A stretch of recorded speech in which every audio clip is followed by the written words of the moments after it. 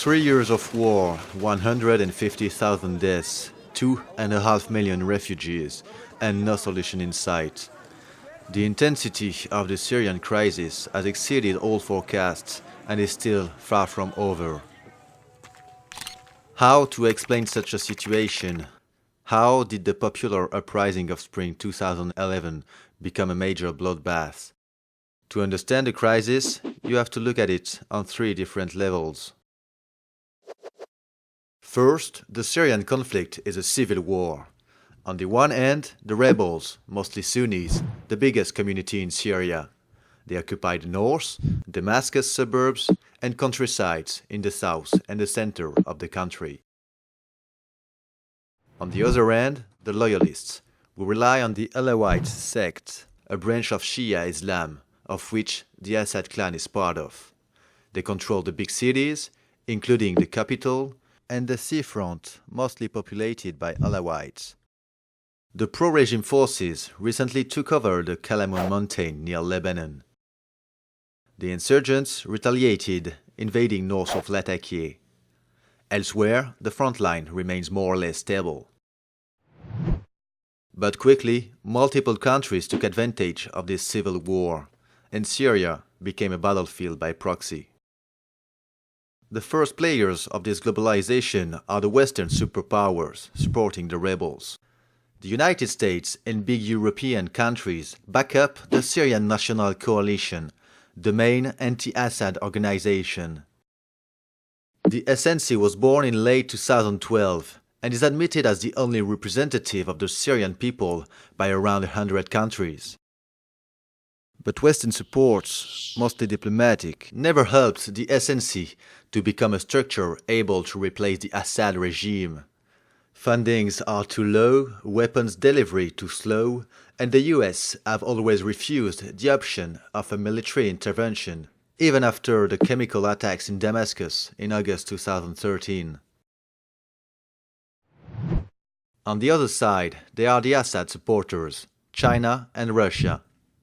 They are both members of the UN Security Council, and they both blocked 3 of its resolutions against the regime. Besides, Moscow constantly supplies the Syrian army. Russia has several interests in this crisis.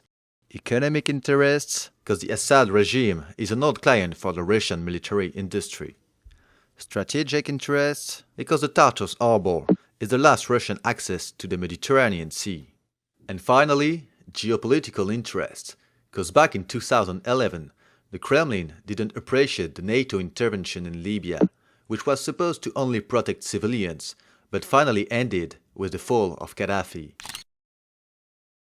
Today, Vladimir Putin really doesn't want this kind of event to happen again, especially right in his sphere of influence, which Syria is part of. And this is how the anti-Assad uprising became part of a new kind of struggle between East and West. The third stakeholders in the Syrian conflict are the Sunni monarchies of the Persian Gulf. Saudi Arabia, for instance, sees in the Syrian crisis a way to weaken its archenemy, Iran. The Shiite giant is the first ally of Syria in the Middle East. This is why Saudi Arabia and Qatar delivered weapons to rebel squad through Jordan and Turkey. Besides, several Salafi sheikhs settled in Kuwait set up donation systems to help the rebellion. But over time, sponsors from the Gulf began to support increasingly radical rebel groups like Al-Nusra Front or Ahrar al-Sham, which are close to Al-Qaeda. Up north, the Turkish government also played with fire by letting militias of the Islamic State of Iraq and the Levant pass through its territory. To face the Sunni forces, Assad can rely on his Shiite allies, the fourth players in the conflict. Iran brings to Damascus money, weapons, and military advisors. There is also the Shiite Lebanese militia, Hezbollah. At the beginning of the conflict, their fighters were just patrolling along the Syrian border. But they ended up fighting directly alongside the Syrian army. It's the same for Iraq's Shiite militias. At first, they were only supposed to protect the Sayyida Zainab mausoleum, and now they are dispatched all over the country, especially in Aleppo. And this is how Syria became the core of a new episode in the old conflict between Shiites and Sunnis. Let's sum up the situation. Civil war, Cold War, Holy War.